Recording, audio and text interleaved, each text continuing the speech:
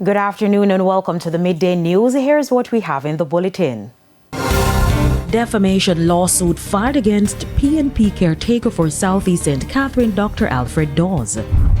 JCF reporting fake criminal records on the rise. And later in sports, Reggae Boys square off with Trinidad and Tobago in Unity Cup this afternoon. Thank you for joining us. I'm Kerry Ann Simpson. Here are the details. A defamation suit was filed on Monday by Central Kingston Member of Parliament Donovan Williams and Meditech against PNP caretaker for Southeast St. Catherine, Dr. Alfred Dawes.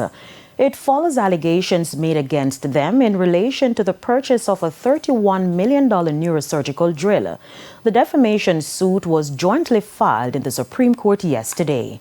They are seeking, among other things, damages for defamation, including exemplary damages as well as claims for special damages.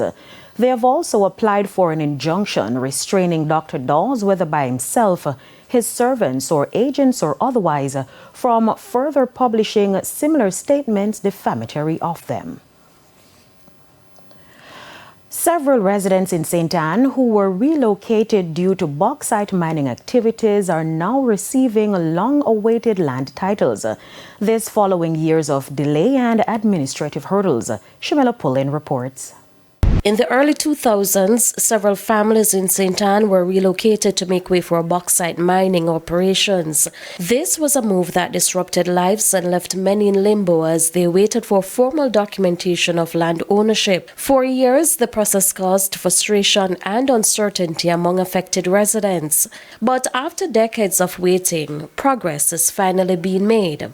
Georgiana Sawyers, now nearing her 90th birthday, is one of 9 residents who recently received her title. Battling from 2006, waited and struggled and struggles, but thank God I'm successful. Everything is, my husband never lived to see this, but it's okay for me because God is in the midst of everything that I do or say. Minister of State in the Ministry of Mining, Franklin Witter, says the distribution of titles signals a broader effort by the government to address the unresolved issues stemming from the relocation. The government of Jamaica, particularly through the Bauxite Land Titling Committee, has been steadily resolving these issues that are of importance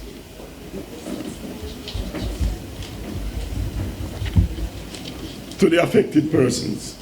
The process has not been as fast as I would have wanted. However, I assure you that we have not been sitting. The move offers a measure of closure and a new beginning for those who have waited for years to call their land truly their own. My children, grandchildren, so that they can pass it on to their children.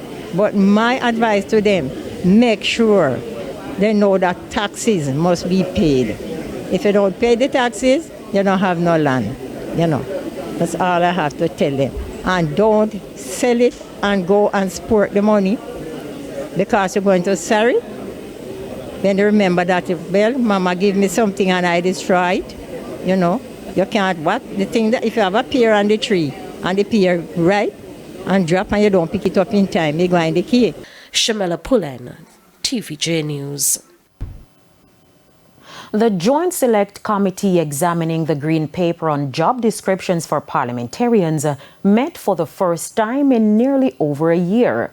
The committee, which was formed in 2023, has been tasked to review the proposals and establish key guidelines for the MPs. Details in this report. In a matter of months, Parliament will be dissolved and Jamaicans will head to the polls. But there is some doubt over whether the much talked about job descriptions and code of conduct for parliamentarians will be ready by then.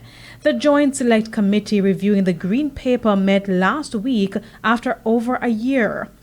Committee member Senator Lambert Brown proposed that the MP job description should mandate engagements with constituents, but not in the regular way.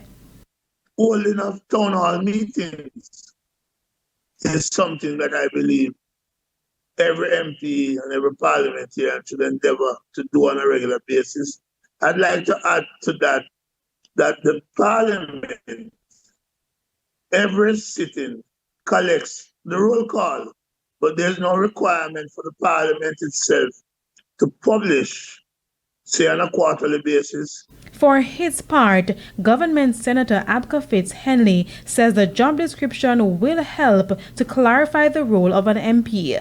Some of the demands being made of members of parliament over many years across the country are not consistent with what was contemplated as the function of an MP. Concerns were also raised about the working conditions of parliamentarians.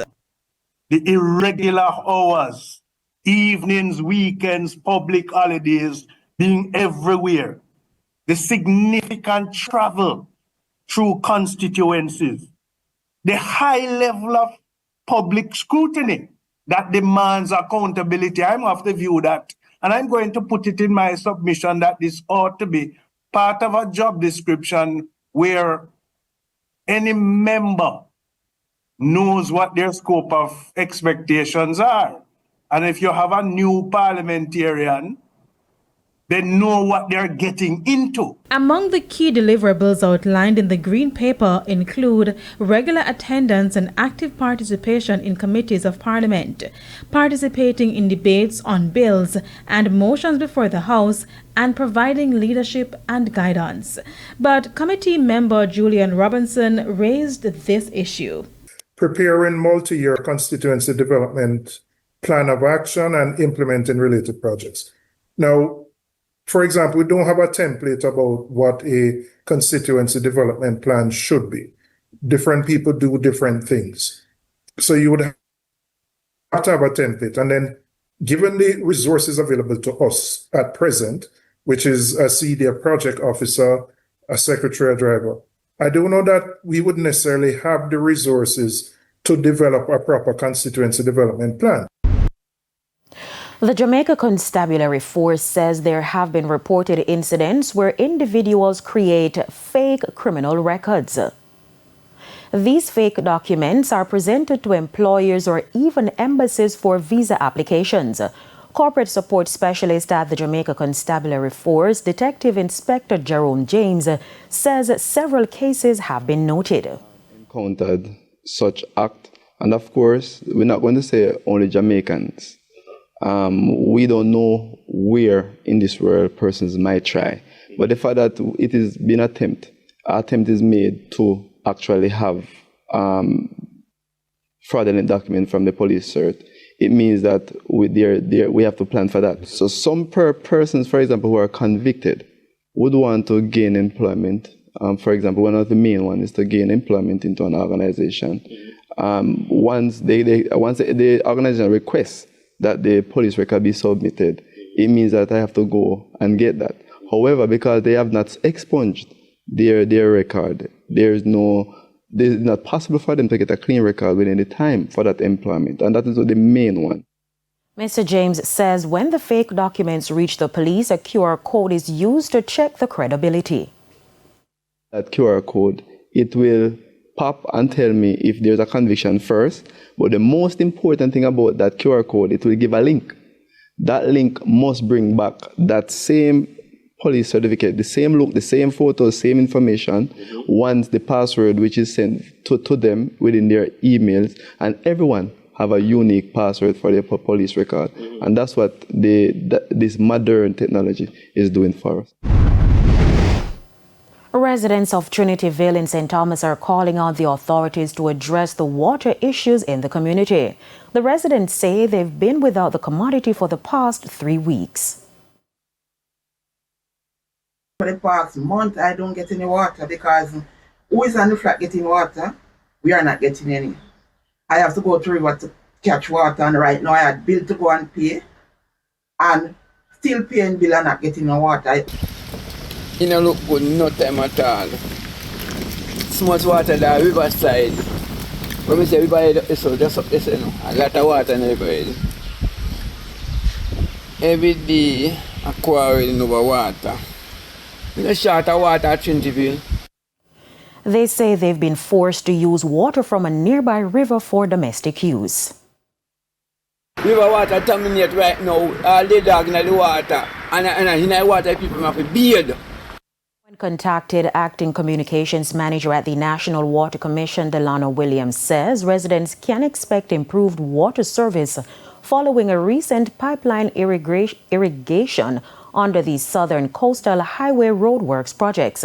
He says the NWC is testing the network and assessing water pressure zones to create a finalized water supply schedule for the area. There's a call for more organizations to invest in the sustainability of educational programs for the youths. It comes on the heels of a new initiative dubbed Access Hope. There's a saying that it takes cash to care, and for organizations like the Child Protection and Family Services Agency, CPFSA, lots of it is needed to effectively carry out some of its functions. The agency was among some groups, mainly educational institutions, which benefited from a $6.25 million initiative by Access Hope, the charity arm of Access Financial Services. Access Financial Services donation of $2.25 million to support the education of our children in 9 of our residential child care homes is a gift that will make a real difference in their lives. Most of our children, friends, come in care and they have been through a lot. And every opportunity they get to grow, to shine, to learn, and to realize dreams means the world to them. Access Financial Services Chief Executive Officer Hugh Campbell says the support was fitting as the company celebrates 25 years. We want to reignite the spirit of agency. We want to inspire hope and motivate our people to take on projects that will make a difference in their communities. Whether at the school, in the district, the community center, or through organizational tasks with meeting the needs of our people. Access Hope is our way of creating opportunities for communities to thrive.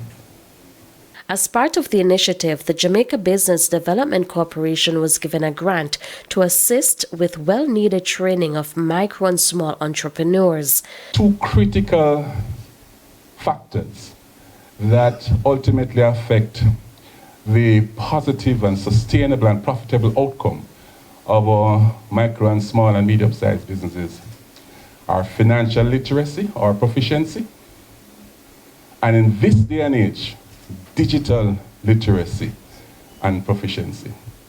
Finance, because finance is the language of business.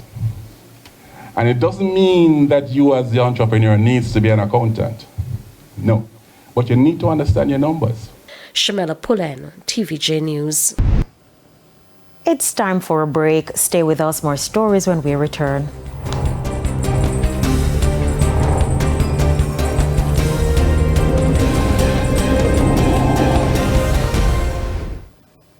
Welcome back to the Midday News.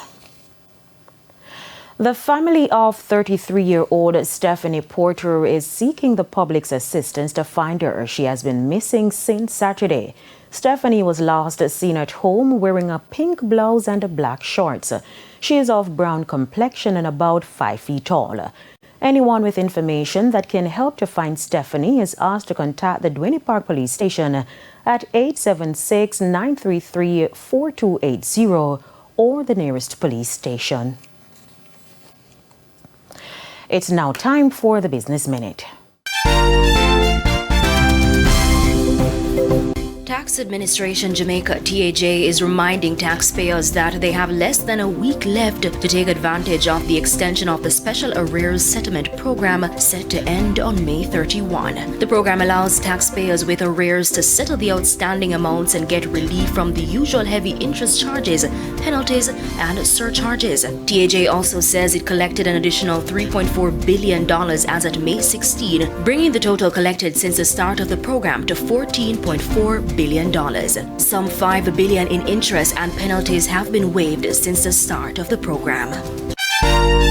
Further overseas, Sweden-based car maker Volvo Cars says it will cut around 3,000 jobs as part of its cost-cutting measures. The firm says the layoffs will mainly impact office-based positions in Sweden, representing about 15% of its white-collar workforce. Last month, Volvo Cars, which is owned by Chinese group Geely Holding, announced an 18 billion Swedish kroner action plan shake-up of the business. The global motor industry is facing a number of major challenges, including U.S. President Donald Trump's 25% tariffs on imported cars, higher cost of materials, and slower sales in Europe. And that's it for the Business Minute. I'm Amoy Harriet.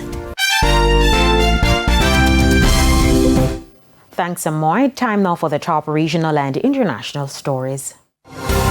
In the region, U.S.-sanctioned billionaire Azruddin Mohammed has announced his candidacy for president in Guyana's September 1, 2025 elections. Despite being accused of gold export tax fraud and corruption leading to U.S. sanctions under the Global Magnitsky Act, Mohammed says he's stepping forward with a vision to build a world-class Guyana based on equality and trust. President of Guyana, Irfin Ali, who's a member of the ruling People's Progressive Party and Civic, announced he will be seeking re-election. And we head to a quick break. When we come back, we'll have your midday sports report.